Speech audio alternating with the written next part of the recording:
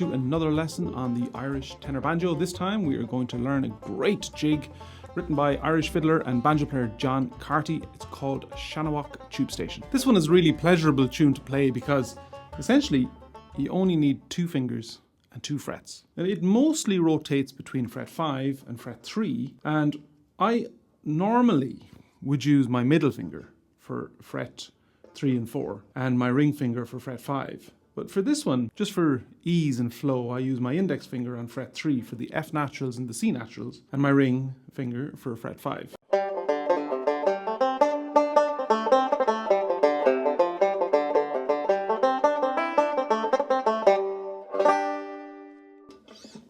I think this is such an enjoyable tune to play on the banjo. It's in the key of G minor-ish, and it floats around the same kind of motifs with the left hand. And so this tune is all about the rhythm, and it's all about bringing out that jig emphasis and enjoying the low G string, which I normally don't have. But for this tune, it's totally worth having.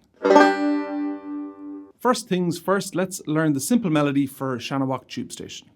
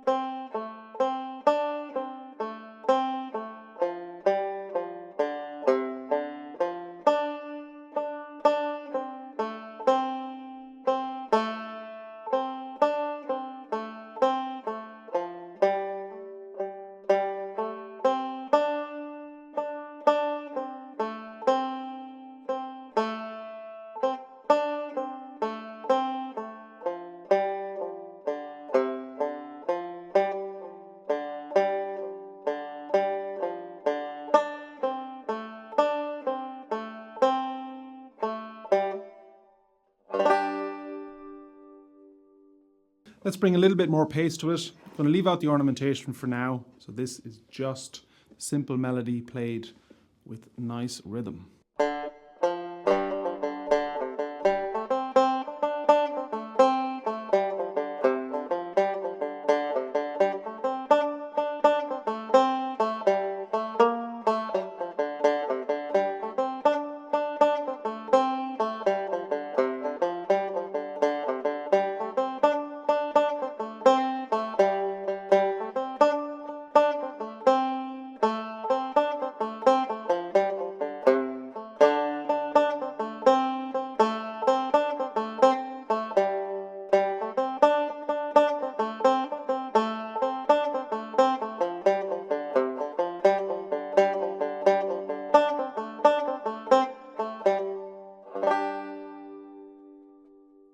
We're going to do the tune now with some ornamentation in it.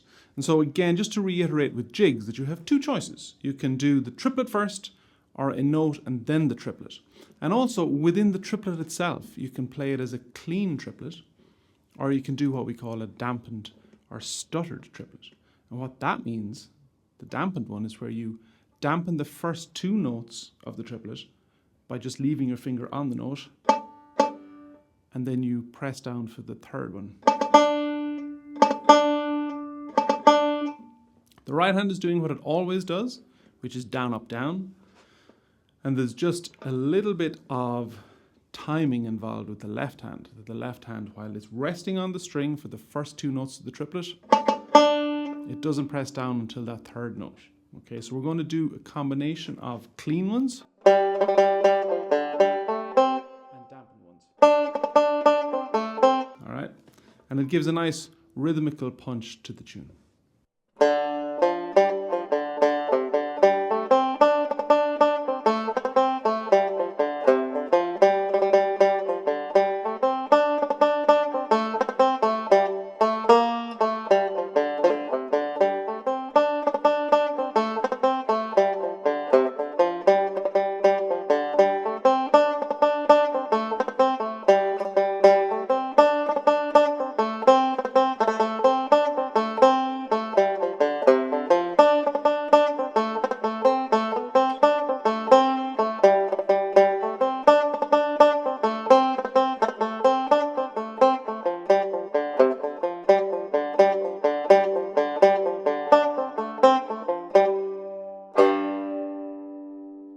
Let's expand a little bit on the ornamentation and bring up the pace a little bit too.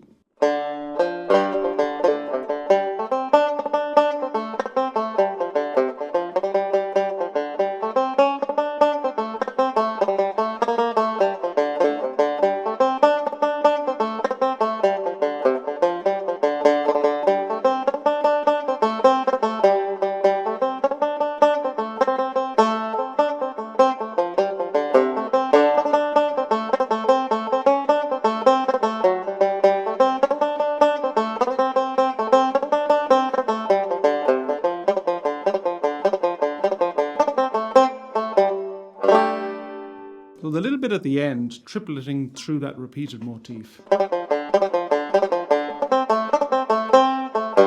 That's a nice little challenge for you.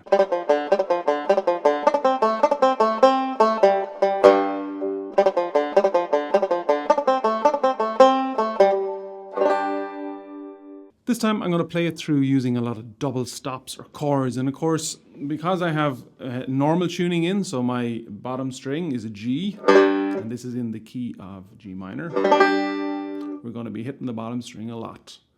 And there's also opportunities in the second half for actually kind of barring some chords, and normally I don't like flattening my fingers to achieve a barred chord, because then my fingers are flat against the fretboard and they're not upright and in position for the next time that they're needed.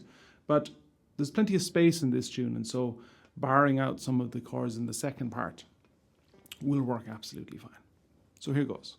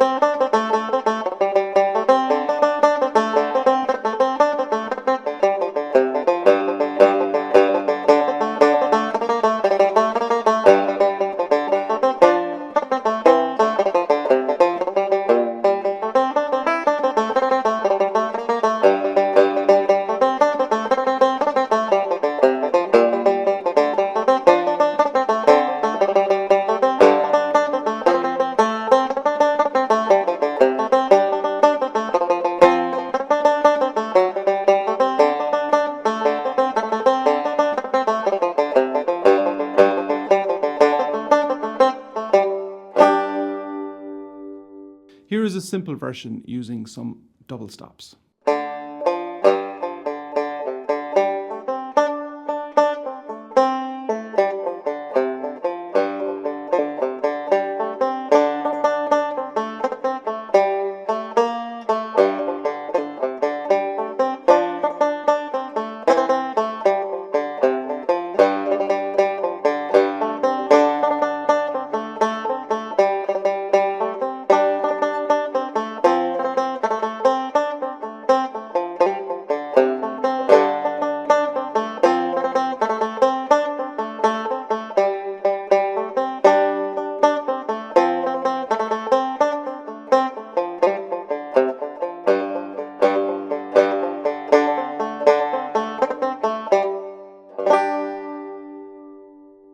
Let's play it through and add in a little bit of everything.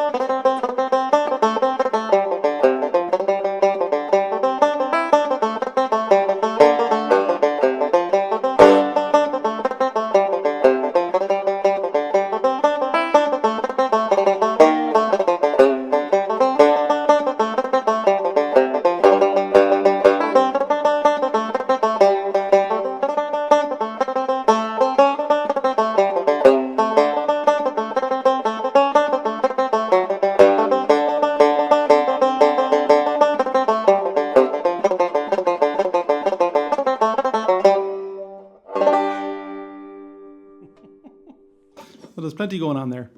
And of course, you can slow all of this down on Sound Slice. Pick out all of the individual bars and the individual notes so that you can see what's going on exactly and learn the little bits that you like, or the whole lot. Why not? Of course, for me, the quintessential version of this is the great John Carty himself playing it on fiddle. He can do things on the fiddle that I can't do on the banjo. And there's one particular ornament that I'm not even going to try, but I'm going to drop it into this video, hopefully that you can see it or hear it, where he does this just wonderful run of notes. It's super fast, and I think you can probably only get this on a bowed fiddle and catch all of those notes in the rundown, but it's pure musical genius as far as I'm concerned.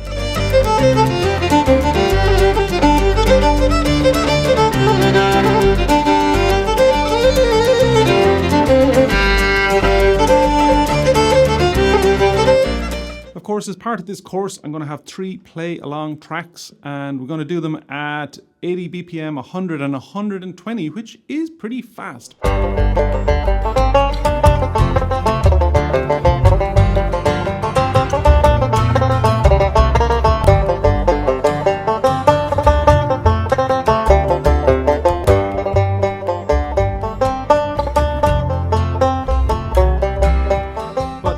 This is a simple tune in a way because, as I mentioned before, the fingering is quite simple. It's just going around a couple of frets.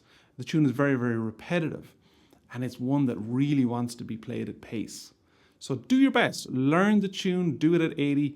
You know, if 120 BPM is currently out of your speed range, and it's not necessarily about playing at speed, but push yourself to jump in and try it. That way you give your body a chance to adapt to playing at higher speeds. And that's really the only way that you're going to get there, is just to jump in and do it. Be forgiving of all the mistakes, because look at it. We all make them. They're inevitable.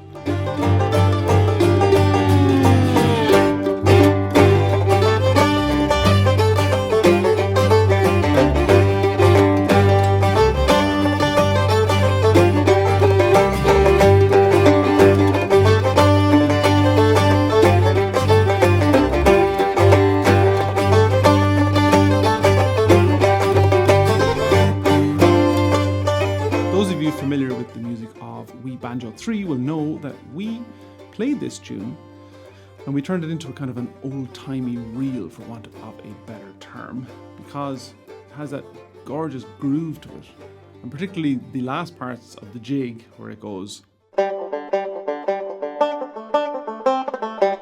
work really nice as a kind of an old-timey tune.